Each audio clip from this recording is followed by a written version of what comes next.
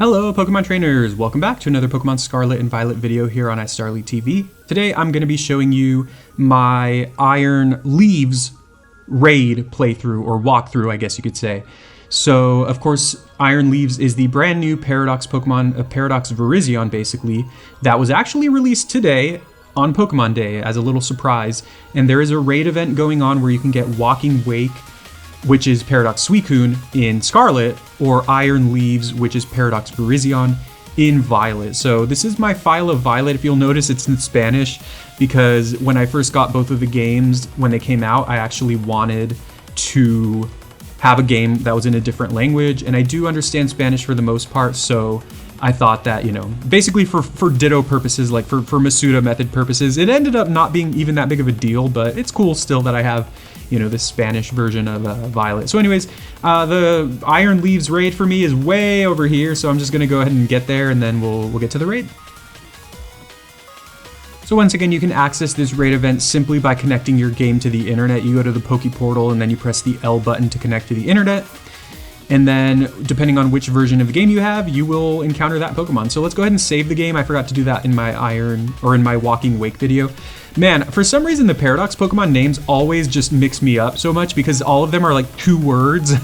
So it always like, oh, you know, which 2 words am I saying for this one? I don't know. Anyways, and then of course all of the Violet ones are Iron something, which, if I'm gonna be honest, I hate, but let's get right to it. Iron Leaves, sorry, is a grass and psychic type, and it has the Quark Drive ability just like all Violet Paradox Pokemon. It looks a lot like Virizion, it's just like a robot basically, and it has a unique move called Psyblade, which is 80 base power, and I believe its power is boosted if it's in electric terrain. So this is Terra Psychic. So I just went ahead and used my Roaring Moon. This Roaring Moon, I think, is like 95 or something, so it's not even level 100. Looks like they do set up electric terrain right away, which is kind of cool. Honestly, I wouldn't be surprised if this Pokemon has a fighting type move. I really need to get smarter about preparing for these raids. Was that defense that got boosted? Oops. Oh, come on, hurry up. I'm just gonna go ahead and Dragon Dance turn 1. Just to, you know, get off more damage with my dark type move. And cross my fingers that they don't have a fighting type move. Otherwise, I might actually cry. Okay, they go Swords Dance, which is also pretty scary. I'm not sure I can take this thing down super quickly, so let's just go ahead and start with this.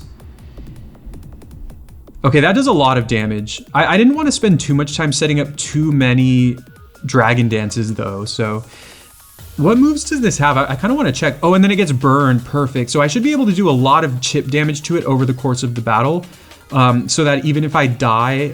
Oh, they just go for the psychic move, so they can't hit me. The AI on these seems a little dumb, to be honest. They are 5-star rated, so it's not like anything crazy like... Oh, never mind. Okay, they go for the water. I think it's called Water Cutter or something like that. That new move, I think. But yeah, the AI on these is not the smartest. You know, these are not like 7-star rates, they're only 5-star rates. The 7-star rates are definitely more of a challenge. These are just 5-star rates, so they're not that hard, which is great actually, because it means that it's easier to catch them in your game. And similar to the 7-star rate events, however, you can only catch one of these per save file. So on this save file, once I catch this Iron Leaves, if I do more Iron Leaves raids after that on this save file, I will not be able to capture it. So again, very similar to the 7-star raid event. So that's pretty sad, but I mean, it's understandable, I guess. So now they're doing more damage. The funny thing is if I Terrastalize now, then their water move is going to be doing more damage to me. I think I'm just going to go for it though. It means that I'm going to be doing a lot more damage to it. I feel pretty confident that I've won this raid, so even if I happen to go down at some point, you know, I can just come back in and probably just finish. My goal here is just to break that shield as quickly as possible, because once we break the shield, it's kind of just over. So this should do a lot of damage. Okay, yeah, it does a good amount. One more hit will break the shield unless they go for their water type move on me, which definitely would be really sad. Okay. That was a crit. I'm not sure that crit mattered because they did set up like 2 or 3 Swords Dances. So unfortunately, yeah, I'm going to be dead here. It's going to take down the clock a little bit. But like I said, their shield is so low and I'm still hitting them with a super effective move. And I'm going to come back in with full health. So I think we'll be fine.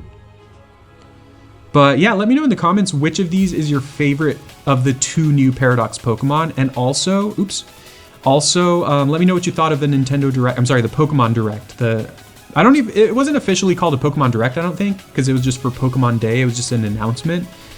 Personally, I'll be honest, I was a little bit disappointed by it. I was hoping for a little bit more. Even like the easy ones, like Pokemon Stadium's coming out, on this day, or Pokemon home compatibility with Scarlet and Violet is coming on this day. So we know when those things are coming, because I'm really excited for those personally. And those are things that they already said would be coming towards the beginning of 2023, which, is where we're at. So it's unfortunate that they didn't give us more specifics on that. For the Pokemon home announcement, they just said, wow, they had Megahorn this whole time and they didn't ever use it. So weird. But either way, yeah, I forgot what I was saying. So these Pokemon, hopefully they add them to like the new battle. Ooh, that's pretty cool. I like how shiny it is. Hopefully they add them to the new series of battling. I think I might use a Love Ball, to be honest. I think I will, yeah. I like this Pokemon. I like it more than I initially might have thought. I've always thought Virizion was cool. It's never really been that great, unfortunately. Although this Pokemon looks solid. Grass and Psychic is a fine typing. I think its stats are pretty good too. I think it has like a high attack stat and then like decent speed. So that'll be an interesting one to use. So I'm liking this one a lot. I'm going to transfer it over to my Pokemon Scarlet game. Anyway, yeah, so just kind of closing thoughts here on the Pokemon announcement. Well, actually, let's take a look at that. That's really cool. On the Pokemon announcement, I was disappointed. I am really excited for the Scarlet and Violet DLC though. So that's something that I will be looking forward to for sure. It's weird though, I don't know if I'm the only one who thought this, and maybe I'm just being dumb, but they said that the first part of the DLC would be coming in fall of 2023, which makes sense. And they said the second part would be coming in winter of 2023. And to me, when you say fall, usually to me that means like, at least for Pokemon, because usually new games and stuff comes out like towards the end of the year. So that would be like October or November in my opinion. And then winter would be what, just December? So like to me that's weird if they're gonna have like the DLC coming out in like October and then the other DLC coming out in December. Like that's really weird. So maybe it's more likely that the DLC comes out in like September or even possibly August, which is cool because that's like not that far away.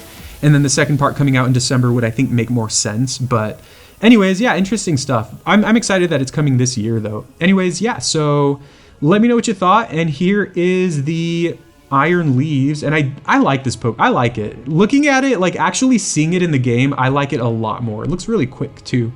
Yeah, I definitely enjoy it a lot more than I initially thought.